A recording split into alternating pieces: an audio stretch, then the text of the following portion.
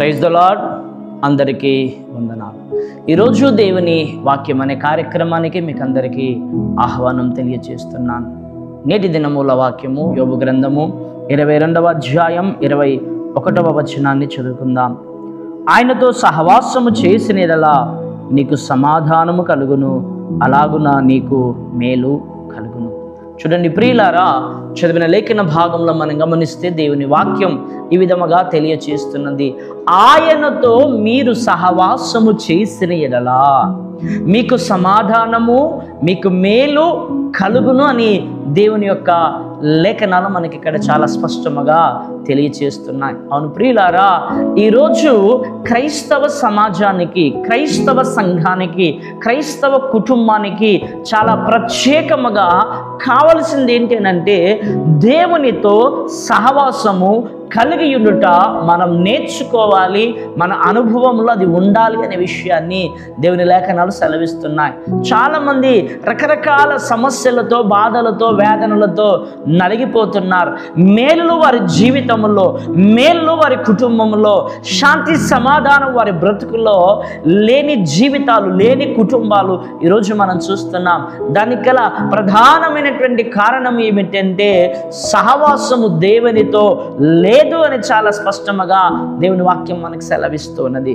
ఆయనతో సహవాసం చేసిన యెడల నీకు ఎన్ని కష్టాలు వచ్చినా, ఎన్ని బాధలు వచ్చినా, ఎన్ని ఇరుకులు ఇబ్బందులు వచ్చినా నీ జీవితంలో నెమ్మది, శాంతి, సమాధానము అద్భుతముగా నిన్ను ఆవరించి నడిపిస్తాయి. కానీ నీకు ఏ బాధ, ఏ వేదన కనిపించదనే విషయాన్ని కూడా దేవుని లేఖనాలు మనకి ఇక్కడ చాలా స్పష్టంగా తెలియచేస్తున్నాయి. చూడండి ప్రియులారా, ఆయనతో సహవాసము చేసిన యెడల, చూడండి ప్రియులారా, ఆయనతో సహవాసం మన పరిశుద్ధ గ్రంథంలో గమనిస్తే ఆది కాండంలో ఆదాము వలన మనం చూస్తాం.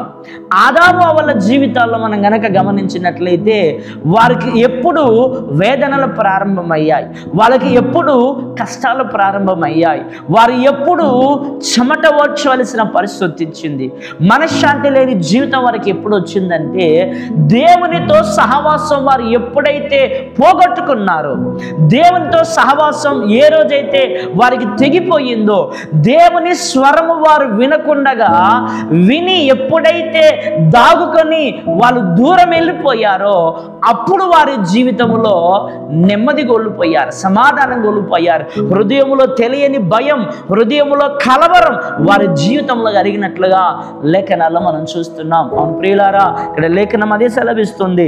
ఆయనతో సహవాసము చేసిన యెడల నీకు సమాధానం. ఆయనతో సహవాసం వీళ్ళు పోగొట్టుకున్నారు గనక ఆ సహవాసం పోగొట్టుకున్న కారణము చేత వారి జీవితంలో ఉన్నటువంటి ప్రశాంతతను, దేవుడు అనుగ్రహించేటువంటి దైవాశీర్వాదపు కృపలను వారు పోగొట్టుకున్నట్లుగా మనం చూస్తున్నాం. అవును ప్రియులారా, 1 కొరింథీయులకు రాసిన పత్రిక 7వ అధ్యాయము 24వ వచన భాగాన్ని చదువుకుందాం. సహోదరులారా, ప్రతి మనుష్యుడును ఏ స్థితిలో పిలువబడినో ఆ స్థితిలోనే దేవునితో సహవాసము కలిగి ఉండవలెను అని దేని వాక్యం సెలవిస్తుంది. అవును ప్రియులారా, నువ్వు ఏ బాధలో ఉన్నా, ఏ వేదనలో ఉన్నా, ఏ కష్టాల్లో ఉన్నా, ఏ ఇరుకుల్లో ఉన్నా, ఏ ఇబ్బందులు ఉన్నా, నువ్వు ఎలాంటి పరిస్థితుల్లో ఉన్నా ఆ పరిస్థితుల్లో నువ్వు దేవుని దగ్గరికి వచ్చావు గనక అదే పరిస్థితుల్లో నువ్వు దేవునితో సహవాసం కలిగి ఉండాలనే విషయాన్ని దేవుని యొక్క లేఖనాలు మనకు చాలా స్పష్టంగా తెలియచేస్తున్నాయి. చాలామంది ఏం చెప్తారంటే మాకు కుటుంబ బాధ్యతలు ఉన్నాయి, కుటుంబ పనులు ఉన్నాయి, కుటుంబంలో ఇబ్బందులు ఉన్నాయి, కుటుంబంలో శ్రమలు ఉన్నాయి అని చెప్తూ ఉంటారు. కానీ ప్రియులారా, పరిశుద్ధ గ్రంథంలో మనం గమనిస్తే దేని వాక్యం సెలవిస్తున్నది. ఆది కాండం 5వ అధ్యాయములో హానోకు కోసం మనము చూస్తాం. చూడండి ప్రియులారా, ఆది కాండము 5వ అధ్యాయము 22వ వచనాన్ని చదువుకుందాం. 22వ వచనం. హానోకు మెతూషలను కనిన తర్వాత 300 ఏండ్లు దేవునితో నడుచుచు కుమారులను కుమార్తెలను కనిను. చూడండి ప్రియులారా, ఎవరితో నడుస్తూ? లోకముతో నడుస్తూ కాదు, దేవునితో నడుస్తూ తన పనులన్నీ తాను చేసుకుంటూ కుటుంబ బాధ్యతలు, కుటుంబ కర్తవ్యమును నెరవేర్చుకుంటూ ఏం చేస్తున్నాడట? ఆయన దేవునితో నడుస్తూ ఉన్నాడట, దేవునితో నడుస్తున్నాడట. అవును ప్రియులారా, ఈ సహవాసం అనేది చాలా ప్రాముఖ్యమైనది. హానోకు కుటుంబ కర్తవ్యమునంతది నెరవేరుస్తూ, తన బాధ్యత నెరవేరుస్తూ, తన పనులన్నీ చేసుకుంటూ, పిల్లల్ని కంటూ ఏం చేస్తున్నాడట? ఆయన భూలోకముని విడిచి పరలోకమును చేరేంత వరకు 300 ఏండ్లు దేవునితో ఒక్క దినము తప్పకుండా దేవునితో ప్రతిదినం నడుస్తూ సహవాసం కలిగి ఉన్నాడని దేవుని లేఖనాలు సెలవిస్తున్నాయి. అవును ప్రియులారా, ప్రభుత్వ ఉద్యోగి అయినటువంటి దానియేలును కూడా మనం చూస్తున్నాం. దానియేలు ఒక ఉద్యోగస్తుడైనప్పటికీ కూడా ప్రతిదినము ముమ్మారు ప్రార్థన చేస్తూ ఉన్నాడట, ముమ్మారు ప్రార్థన చేస్తున్నాడట. ఆ ప్రార్థనకు తనకు ఎన్ని ఆటంకములు వచ్చినా, మరణ శాసనం వచ్చినా కూడా, అవసరమైతే ప్రాణాలు పోయినా పర్వాలేదు కానీ దేవునితో సహవాసం నేను విడిచిపెట్టకనని ఆయనతో సహవాసం చేస్తూ ఉన్నాడు.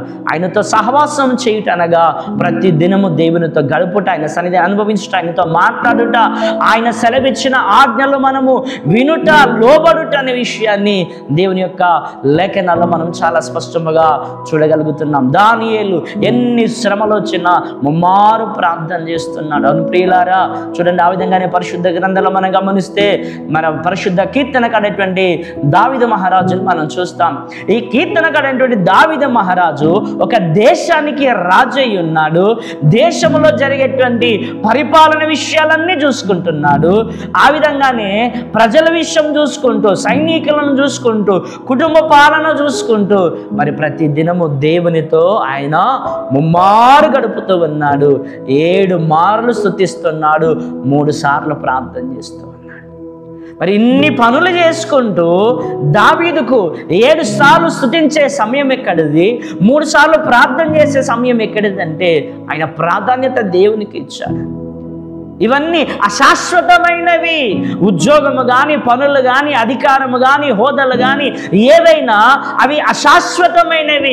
శాశ్వతమైనది దేవునితో గడుపుట మాత్రమే అనే విషయాన్ని దావీదు తెలుసుకున్నాడు, దానియేలు తెలుసుకున్నాడు, హానోకు తెలుసుకున్నాడు. ప్రియులారా, నేటి క్రైస్తవ సమాజం లేక మనం ఈ విషయాన్ని తెలుసుకోలేకపోతున్నాం. వాక్యం సెలవిస్తుంది, ఆయనతో సహవాసము చేసిన యెడల నీకు మేలు కలుగును, సమాధానము కలుగునని దేవుని లేఖనాల్లో మనం చూస్తున్నాం.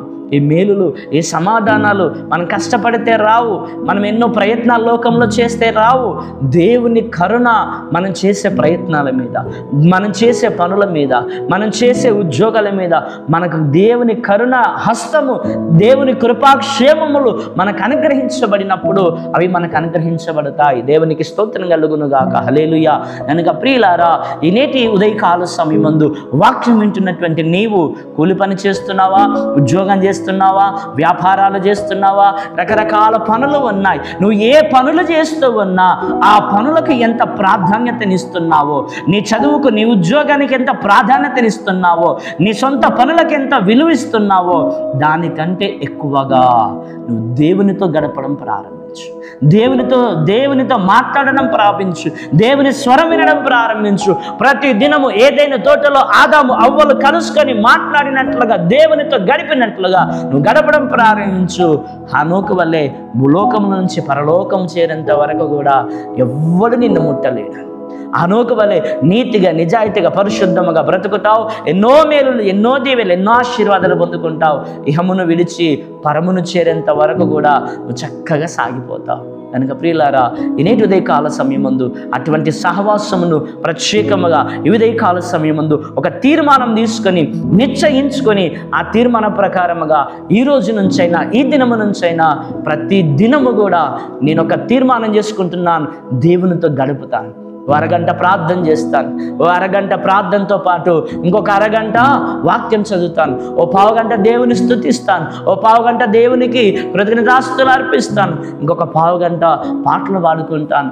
ఒకరోజు ఒక విధంగా, ఇంకొక రోజు ఇంకొక కొంచెం సమయం ఎక్కువ ఇచ్చి, ఒకరోజు 1 గంట సమయము పాటలకో గంట, వాక్యానికో గంట, ఆరాధనకో గంట, ప్రార్థనకో గంట.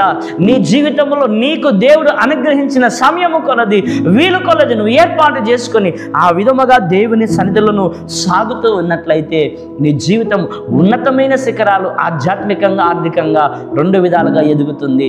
అటువంటి మేలు సమాధానం దేవునితో సహవాసం చేసి నీవు నీ కుటుంబం ఉండాలని ఆశిస్తూ మనసారా ఈ మాటలు నీకు తెలియజేస్తూ వేడుకుంటూ ఆ విధముగా జీవించాలని ప్రభుపేట మనవి చేస్తున్నాను. దేవుడి పరిశుద్ధమైన మాటలు మన వెనుకటిలో దీవించునుగాక. ఆమేన్. చిన్న మాట ప్రార్థన చేసుకుందాం. పరిశుద్ధుడ నీకు వందనాలు, స్తోత్రాలు. ఈ మాటలు నాలో మాలో అందరిలో ఫలింపజేసి నీ నామానికి మహిమ తెచ్చుకోమని, నీతో సహవాసం కలిగి జీవించటకు సహాయం నీ కృపను అందించమని, ఏ దినము కూడా నా ప్రభువా నీతో సహవాసం కోల్పోకుండా ప్రతి దినము నా తండ్రి నీతో సహవాసం కలిగి జీవించటకు సహాయం చేయమని క్రీస్తు పెట్టి వేడుకుంటున్నాం తండ్రి.